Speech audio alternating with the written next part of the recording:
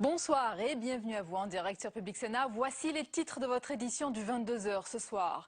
Mini coup de pouce au SMIC, gel des dépenses de l'État, augmentation des impôts. Le gouvernement commence à abattre ses cartes sur les coupes budgétaires qu'il lui faudra réaliser pour tenir ses engagements de réduction des déficits. La gauche au pouvoir veut donc montrer son visage pragmatique, pas d'angélisme. Mais alors, quelle différence entre une rigueur de droite et une rigueur de gauche?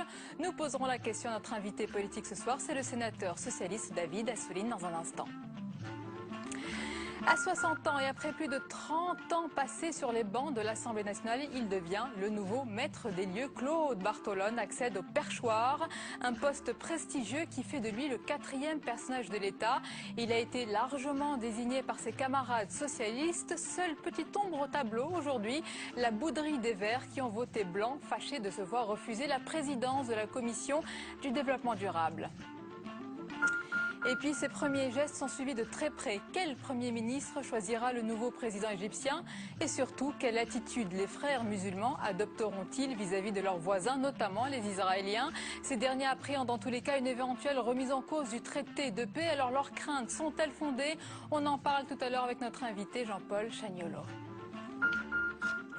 Voilà pour le programme de votre 22h. Merci d'être en notre compagnie ce soir. Elle est arrivée à Paris et son programme est très chargé. La grande opposante à la junte birmane, prix Nobel de la paix, Aung San Suu Kyi, était à l'Élysée ce soir pour un dîner et une conférence de presse avec le président français. On écoute tout de suite la dame de Rangoon et François Hollande.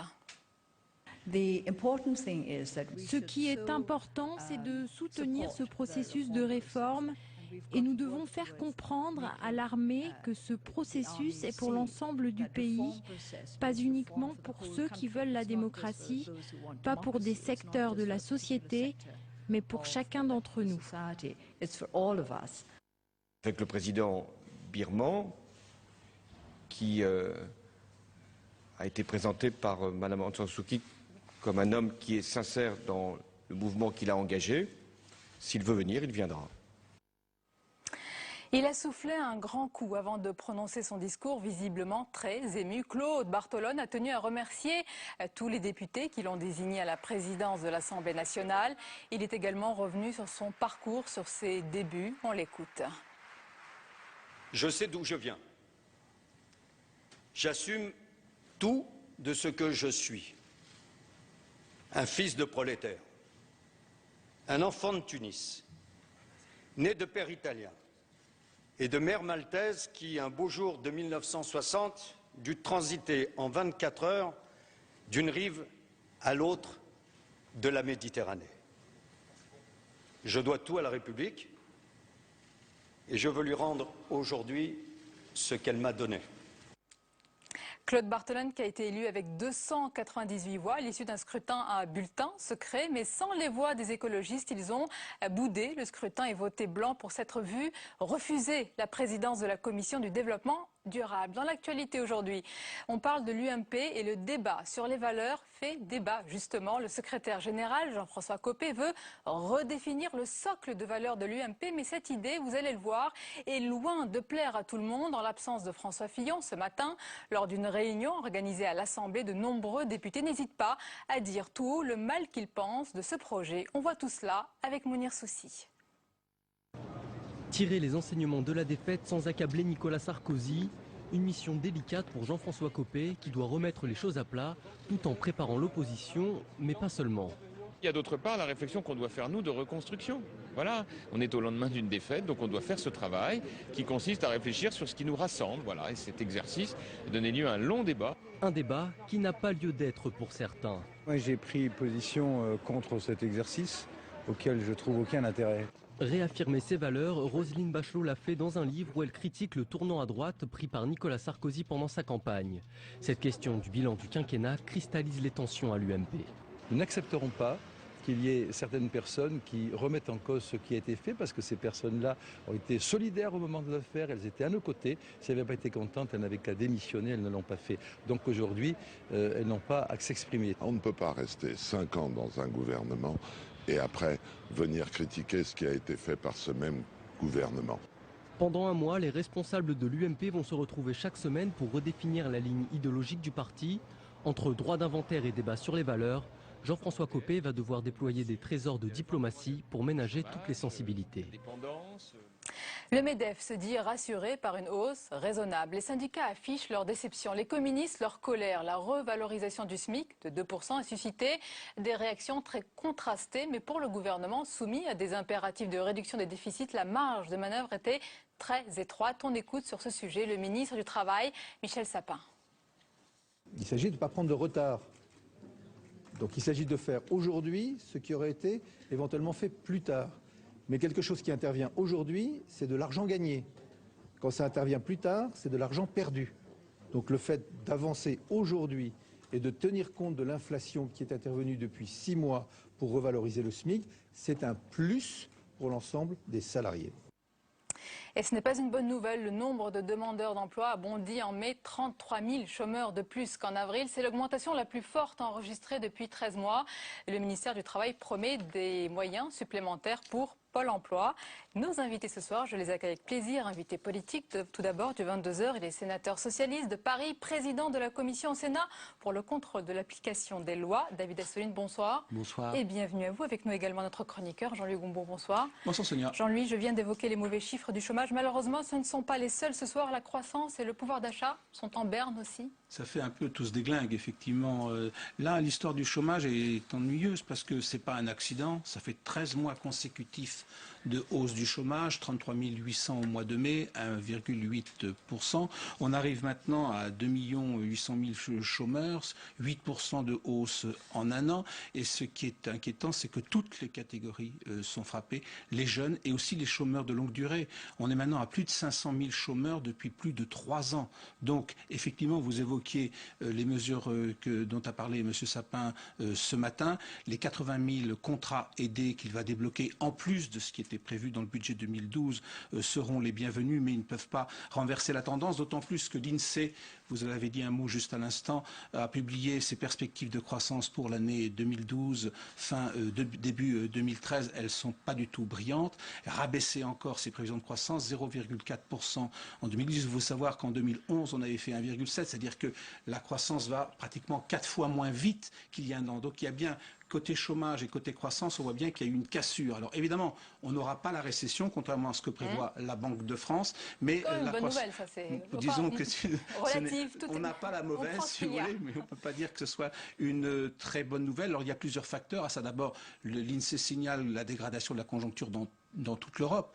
Le record, ce sera l'Allemagne cette année, 1% de croissance. C'est quand même pratiquement assez misérable, comme 1% de croissance.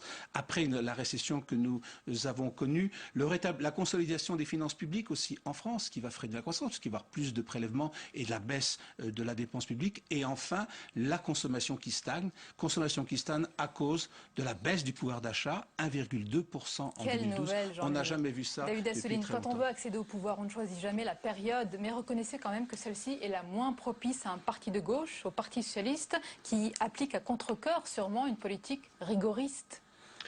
Écoutez, c'est la situation, c'est un défi pour nous. On va affronter une situation, je pense qu'elle n'a jamais été pire que celle-là depuis des décennies. Et en même temps, c'est une facture qu'on nous laisse. Qui va au-delà de ce qui était prévu. On savait par les effets qu'il y avait sur les Français, pouvoir d'achat, chômage, on connaissait la situation, mais on ne savait pas en plus qu'il y avait des facteurs cachés. Il y a 9 milliards de plus à aller chercher que ce qu'on nous avait dit. Tout cela probablement masqué parce qu'il y avait une campagne électorale.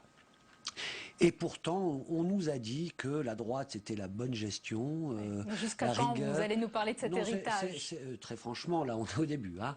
Donc, ça s'arrêtera à un moment, oui. Probablement, c'est pour cela qu'il y a un défi. Mais il faut savoir quand même que nous prenons le pays à un moment donné où on nous avait dit que les choses avaient été bien gérées et que la gestion socialiste était forcément catastrophique. Or, on voit que pire catastrophe que la gestion précédente, il ne doit pas y avoir beaucoup, y compris en Europe. Donc, on va affronter cette situation difficile. Les marges de manœuvre sont très faibles. On sait qu'il faut beaucoup agir sur le levier européen et que de là, beaucoup de choses peuvent se produire si l'Europe, qui est forte quand elle est ensemble, prend une autre direction et mise sur la croissance. Et je vois que déjà un certain nombre d'accords ont lieu sur quelques points qu'a avancé François Hollande, même si c'est pas sur tout ce que l'on voudrait, mais des points qui sont justement liés à la croissance, parce qu'avec la croissance et l'investissement, on peut espérer une reprise de l'emploi, une reprise de la consommation. Ça viendra pas d'un coup, mais en tous les cas, dans cette situation, la grande différence entre les socialistes et les autres, c'est que toutes les décisions, même dures, seront justes, parce que tout le monde c'est devra ça la mettre différence la main. pour vous entre une rigueur de droite et une rigueur de gauche, parce Moi, que... c'est vous qui employez ces mots. Moi, je vous dis quand il y a une parlez situation... de quoi? Moi, Quel mot dis, vous employez pour qualifier la politique qui est menée? Gel des dépenses de l'État, augmentation des impôts, ça s'appelle la rigueur? Non, parce que quand en même temps on crée 1000 postes pour la rentrée scolaire, parce que c'est juste de le faire là, et qu'on créera 60 000 postes sur 5 ans, quand en même temps on augmente l'allocation de rentrée scolaire, parce que justement la question du pouvoir d'achat est une question importante, quand on augmente de 80 000 les emplois aidés tout de suite, mais nous allons voter bientôt les 100 000 emplois d'avenir pour les jeunes dans les quartiers populaires et ceux qui sont le plus en décrochage du monde du travail. Quand on va créer les contrats de génération, eh bien ce sont tous les éléments qu'on se donne pour relancer, mais surtout de la justice fiscale. On ne va pas demander aux mêmes de faire toujours l'effort. Ceux qui ont été exonérés de cet effort précédemment, notamment l'impôt sur la fortune, etc. On voit qu'encore le bouclier fiscal qui s'est encore appliqué en 2011, on a donné des chèques incroyables, alors que l'endettement de l'État est important. Le contexte est morose. Jean-Luc Gombault, même si le gouvernement, ce matin encore, Pierre Moscovici rappelle les impératifs, c'est l'objectif de réduction des déficits, 4,5% en 2012 et 3% en 2013. La marche est quand même haute à franchir.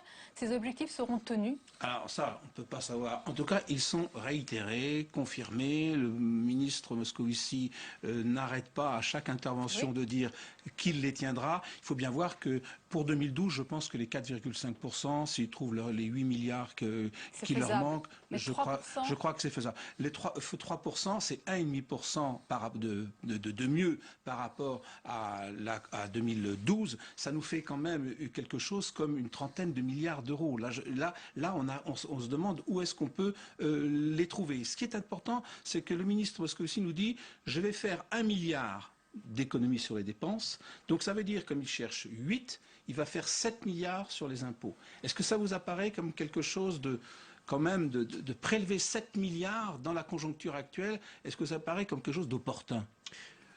Nous verrons exactement là où il va proposer de chercher les 7 milliards, probablement en partie sur les impôts, mais justement pas sur les classes moyennes ou les couches populaires. Mais on a vu que par des niches fiscales, par des réductions, notamment l'impôt sur la fortune et d'autres, pour les plus aisés, il y a des possibilités. Je n'ai pas là encore... Vous dites pas les classes moyennes, David Assouline, pourtant François Rebsamen dans Le Parisien prévient que les classes moyennes seront touchées à la marge. Déjà, il y a une nuance, semble-t-il. C'est large, les classes moyennes, c'est un concept. Oui, non, mais à la marge, ça veut tout dire. C'est-à-dire que de toute façon, à partir du moment où tous les pays européens sont confrontés à « il faut faire des efforts », des efforts vont être demandés, mais si c'est à la marge et si ça permet de vivre correctement et si, en contrepartie, il y a des efforts consentis par les plus aisés de façon importante, parce que là, il y a des possibilités, ces gens-là peuvent continuer à vivre et voir leurs impôts augmenter, eh bien, tout le monde l'acceptera. Je crois que François Hollande a été dans une opération vérité qui facilite les choses. On aurait pu très bien arriver à une élection, même dans une période difficile, c'est plus ou moins arrivé parfois dans le passé, en disant que on peut tout promettre et que il n'y aura pas de problème. C'était la gauche d'antan, aujourd'hui c'est une gauche. Non, il y a eu ces tendances, mais un autre contexte. Oui, mais après les premières alternances, on s'est rendu compte que c'est... De toute façon, on paye toujours à ne pas dire la vérité. François Hollande a dit la vérité, et on s'est rendu compte dans notre campagne que les citoyens, même ceux qui étaient dans la difficulté, préféraient ce langage de vérité, et ils ont voté massivement pour nous, et ils ont élu François Hollande. C'est encourageant, mais il ne faut pas décevoir les espoirs. Oui, parce qu'ils sont très au fait. Et ces espoirs-là, qui étaient de cette justice sociale, qui nous caractérise, Oui, ils justement, l'attendent. puisque vous parlez de ne pas décevoir les espoirs, 2% d'augmentation du SMIC, vous attendiez à plus de la part des socialistes? Moi, ce que je pense, écoutez, ce que je pense, c'est que là, il avait dit que ce serait un petit coup de pouce, Michel Sapin. Vous attendiez à et il ce a dit, mini coup de pouce? et il a dit, il n'a pas attendu le lendemain des législatives pour le dire, il a dit en pleine campagne législative, et on sait qu'il y a un rendez-vous social au mois de juillet où toutes les questions, y compris salariales, vont être mises sur la table pour voir comment les choses, avec les syndicats, peuvent... C'est un premier pas, peut-être. Sur le SMIC, il y a ce petit coup de pouce, mais la question des salaires, ce n'est pas seulement le SMIC, c'est l'ensemble des bas salaires, et il faut absolument réussir à faire que on agisse sur le pouvoir d'achat et en même temps, tout le tissu des petites et moyennes entreprises qui sont celles qui créent 80% de l'emploi en France puissent être là, ne pas fermer boutique comme elles le font depuis des années, parce que c'est elles qui vont créer l'emploi de demain et créer la croissance. Jean-Louis. J'attire votre attention, Monsieur Assouline, sur un sondage qui est sorti ce soir, IFOP, acteur public, disant que 75% des Français, et d'ailleurs 56% de l'électorat de gauche, préfèrent qu'on baisse la dépense publique pour rétablir les comptes publics, plutôt qu'on augmente les impôts. Il y a un revirement, c'est-à-dire qu'il y a un rejet de l'impôt, même à l'intérieur de votre propre électorat. Je parle de l'électorat de François Hollande, pas de l'électorat de M. Mélenchon, qui lui préfère la hausse des impôts. Oui, mais si on reste sur... c'est pour ça d'ailleurs que la droite a joué souvent là-dessus, sur les impôts. Les impôts, ça touche tout le monde. Et donc, des gens qu'on a habitués à toujours payer à la place des autres considèrent que quand on parle de hausse d'impôts, eh bien c'est d'eux qu'il s'agit. Et ils savent que si on leur prélève encore... et je parle des classes moyennes, des couches populaires, si on leur prélève encore par l'impôt, ça ne va plus aller parce qu'ils sont au taquet. Donc, si la question à ce sondage était posée, est-ce qu'une hausse sur les plus hauts revenus, sur les niches fiscales injustes, est souhaitable, je ne pense pas que la réponse aurait été la même. Autre sujet d'actualité, David Assouline. Hier, à votre place, nous recevions le président du Sénat, Jean-Pierre Bel, qui a jugé positif la présence de sénateurs, ils sont 4 maintenant au gouvernement, sur le transfert de Nicole Bricq. Clairement, il était contre sa décision de suspendre les forages pétroliers en Guyane. Il dit que c'était une vraie opportunité pour les élus. C'est votre avis aussi? Je ne connais pas suffisamment le sujet. Mais vous connaissez bien Nicole Bricq. Oui, mais moi, je vais vous dire les choses. Je vous dis les choses franchement. Je ne suis pas obligé d'avoir un avis sur tout. Je connais la qualité et les compétences de Nicole Bricq. Je sais aussi son engagement pour un certain nombre de valeurs. Quand elle croit en quelque chose, elle y va. Probablement, il y a eu là une maldonne, notamment le code minier qui ne permettait pas qu'on fasse les choses de cette façon. Je ne pense pas qu'elle ait été sanctionnée. Je ne pense pas ça. C'est pas une promotion non plus, on va dire. En tous les cas, le commerce extérieur, c'est quand même un des enjeux majeurs du gouvernement actuel, parce que quand on a 70 milliards au bout d'un mois de déficit à un ministère, on ne repart pas tout de suite après quand on s'est mis à travailler sur les dossiers. Mais... Peut-être, mais en tous les cas, quand il y a un remaniement, il faut bien qu'il y ait où on ajoute des ministères au ministère, mais on savait qu'il y aurait un petit remaniement après les législatives, donc il faut bien aussi que ça bouge un peu. En tous les cas, je suis content qu'il y ait un peu plus de sénatrices et de sénateurs Il aurait dû élargir plus à vous, peut-être? Moi, je sais pas, je suis devant vous, à mon poste, avec beaucoup de responsabilités, et au Parti Socialiste, et au Sénat, et ça suffit à mon bonheur. David Assouline, on l'a souvent dit, quasiment tous les pouvoirs sont à gauche. L'Assemblée a désigné son nouveau président, socialiste Claude Barthelone. Le Sénat a été précurseur à gauche depuis quelques mois déjà. Comment envisagez-vous votre rôle? Est-ce que vous allez dire oui, les yeux fermés à tous les projets du gouvernement? Entre sénateur Gaudiot et sénateur Rebel, quelle est votre place? Eh bien, je vais vous le dire, je pense que ni l'un ni l'autre ne sont des postures à avoir comme ça, a priori. Je ne pense pas que Gaudiot, ce serait bien. Ça ne rend pas service à un gouvernement. Il faut qu'il y ait un dialogue. Il faut que... de la même façon que le projet de François Hollande a aussi été le produit de lois qu'on a déposées ici, du travail des parlementaires, des sénateurs comme des députés, il faut que ce dialogue continue, qu'on prenne en compte ce que l'on a à dire. Je suis sûr qu'on va tirer dans le même sens. Donc on doit aider le gouvernement et en même temps, nous, élus sur le terrain, on doit faire remonter des attentes. On doit aussi donner le pouls du pays. On doit aussi, parce que la situation va vite et qu'il y a des choses qui vont intervenir, qui n'étaient pas prévisibles dans la du gouvernement, qui n'étaient pas prévues auparavant, des problèmes qui vont surgir. Eh bien, nous continuons à travailler, à faire des propositions. Donc, moi, je suis très optimiste. Il faut être ni godillot, disons, en embuscade. Il faut être de vrais parlementaires et prendre notre rôle au sérieux et être écoutés. Question d'actualité ce soir. À l'issue du Bureau national du Parti socialiste, on a découvert les conclusions d'un rapport qui était attendu. C'est celui de la commission d'enquête interne sur les soupçons de corruption qui pesaient sur la Fédération socialiste du Pas-de-Calais. Alors, on apprend, ce rapport charge assez lourdement Jean-Pierre Kouchaïda, qui était le député maire de Liévin, et il dit qu'il rejette tout système de corruption généralisée d'élus sur place. Que pensez-vous de ces conclusions ? Oui, c'est ça. J'étais au Bureau national. Le rapport n'a été contesté d'ailleurs par personne. Il y a eu unanimité parce qu'il dit les choses très justement. Il cible les endroits où il a remarqué des choses qui ne vont pas et des choses qui peuvent s'apparenter à des systèmes. En tous les cas, des choses qui peuvent être illégales aussi, qui sont du point de vue éthique et de nos valeurs socialistes pas acceptable, et en même temps, il dit que la première dirigeante de la fédération, que la fédération comme entité globale n'est pas là-dedans.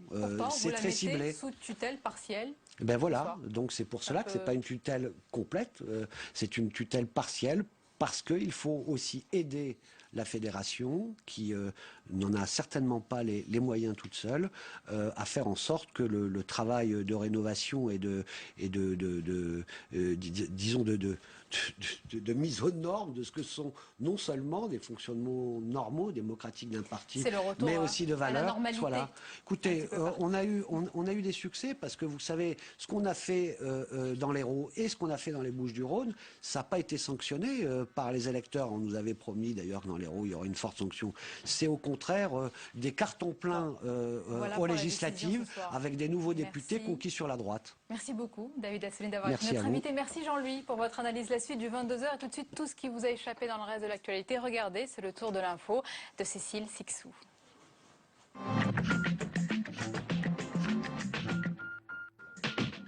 Des postes en plus dans le secondaire dès la rentrée. Ce matin, Vincent Peillon, le ministre de l'Éducation nationale, a détaillé le programme de son plan d'urgence. Il a annoncé le recrutement de 6 000 personnes au collège et lycée. Si nous pouvons faire 6 000, nous essaierons de le faire. L'éducation nationale a besoin que toute la nation soit mobilisée autour d'elle. C'est l'avenir de nos enfants, c'est l'avenir du pays. Il a été très attaqué ces dernières années et le président de la République a décidé d'en faire sa priorité. Outre des professeurs, ces recrutements devraient également concerner des CPE, conseillers principaux d'éducation, et des assistants d'éducation. La consigne est claire, pas d'audition de ministres par des parlementaires avant la déclaration de politique générale de Jean-Marc Ayrault. Mais face à l'urgence, Christiane Taubira et Najat Vallaud-Belkacem ont eu une permission spéciale. Elles étaient aujourd'hui au Sénat pour être entendues par le groupe de travail sur le harcèlement sexuel. C'était un moment absolument essentiel dans l'absolu parce que voilà, il en va du respect que nous avons envers le Parlement. Mais sur un texte comme celui-là, c'était tout particulièrement important parce qu'on sait bien que sur le harcèlement sexuel, les sénateurs se sont beaucoup mobilisés.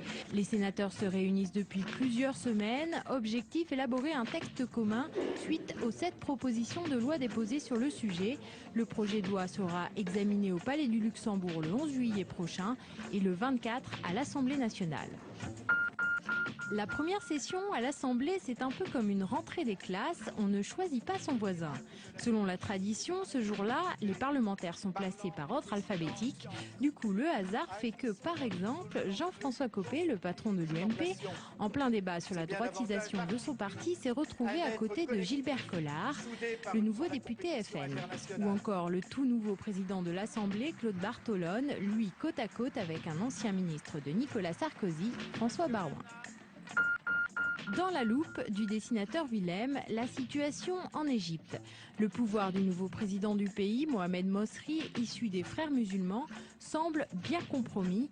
Même s'il récupère le pouvoir exécutif, il aura bien du mal à se faire entendre tant que les militaires garderont la mainmise sur le pouvoir législatif.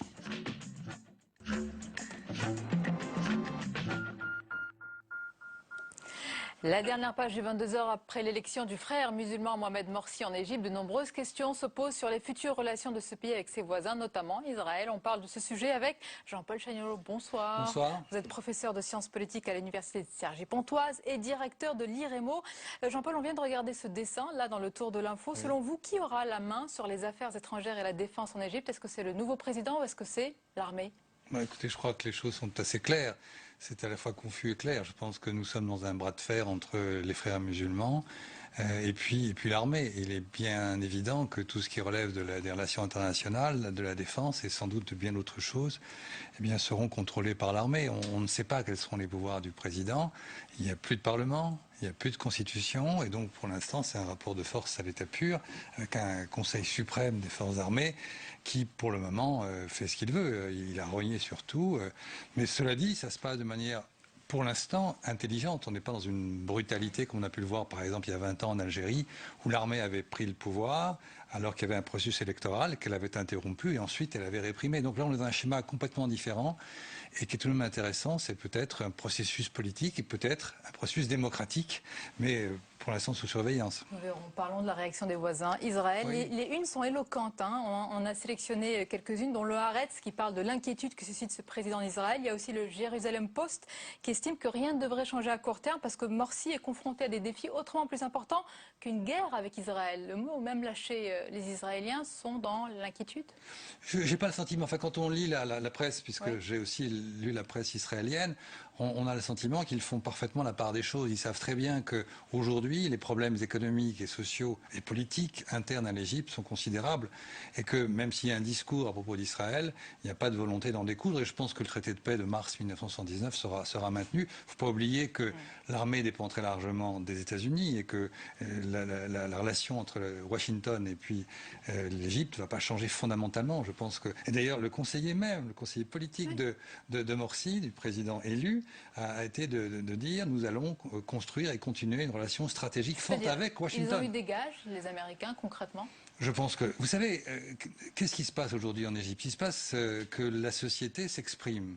Et au fond, c'est une bonne chose. D'ailleurs, tout le monde a dit, c'est historique. Même les Européens, qui sont en général pas d'une lucidité extraordinaire sur le plan des politiques étrangères, on dit c'est un moment historique, c'est une démocratie évidemment sous tutelle, on verra ce qui va se passer, il peut se passer évidemment des drames, mais pour le moment c'est un processus d'enclenché et je crois que à partir de là, que les États-Unis aient de bonnes relations avec les frères musulmans, c'est pas nouveau.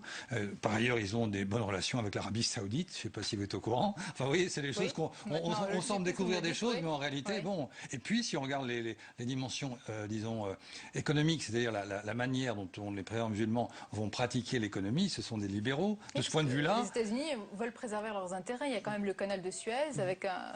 Oui, bien sûr, mais moi je suis... Enfin, je ne crois pas qu'il y ait beaucoup de soucis à se faire.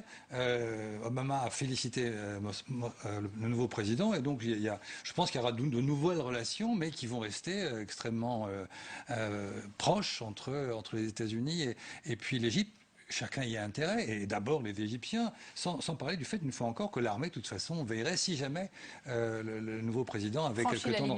Mais je pense qu'il ne le franchira pas, parce que c'est pas son intérêt. D'ailleurs, si on regarde bien ses déclarations, le traité de paix, il ne va pas y toucher avec le traité de paix avec Israël. Par contre, il est possible qu'il remette en question certains points du traité, comme par exemple la question de la militarisation, délimitarisation du Sinaï. Ça, il est possible que ça soit remis en question, en tout cas renégocié.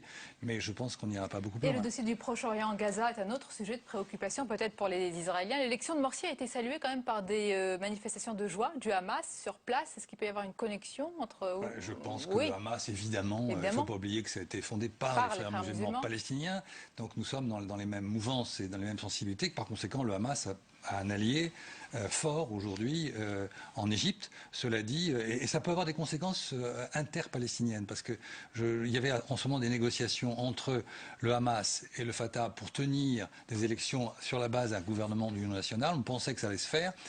Peut-être que le Hamas va se sentir plus fort aujourd'hui et ça va peut-être encore faire traîner les choses en longueur, ce qui n'est pas une bonne nouvelle pour la question palestinienne. Et pour finir sur les relations Égypte et ses voisins, vous êtes plutôt optimiste, ils seront pragmatiques. Je crois que le mot-clé qu'on retrouve partout, dans la presse israélienne ou américaine ou européenne, et je crois que c'est à juste titre, c'est le mot pragmatisme. Je crois qu'on doit passer par cette phase historique, ça me paraît très important. On y est, c'est une bonne chose. Maintenant, il faut espérer effectivement que le pragmatisme intelligent l'emportera. Nous aurons l'occasion d'en reparler ensemble. Merci beaucoup, Jean. Jean-Paul Chagnelot, c'est la fin de ce journal. Merci à vous de nous avoir suivis. Tout de suite, votre émission politique preuve par 3. Et moi, je vous dis à demain avec plaisir.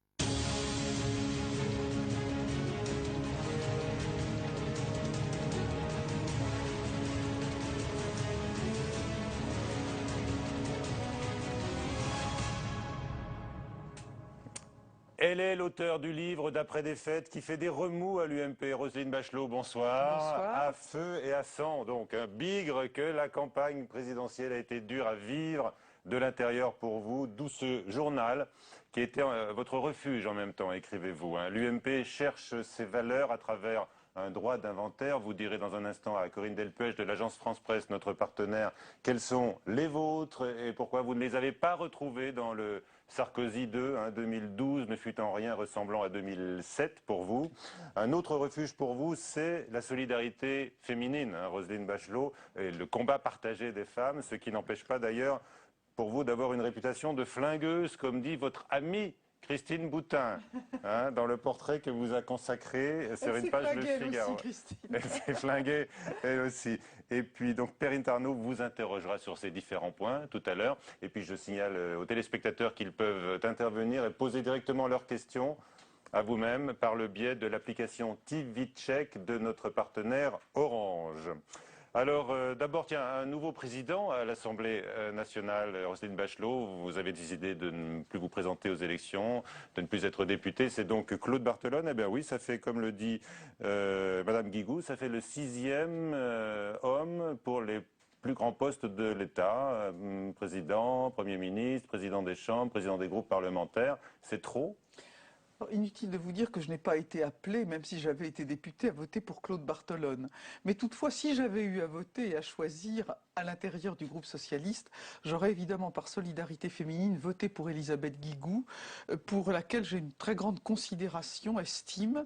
Je me souviens de son beau combat pour la loi paritaire et nous nous sommes retrouvés sur beaucoup de sujets. Vous êtes rendus hommage mutuellement d'ailleurs.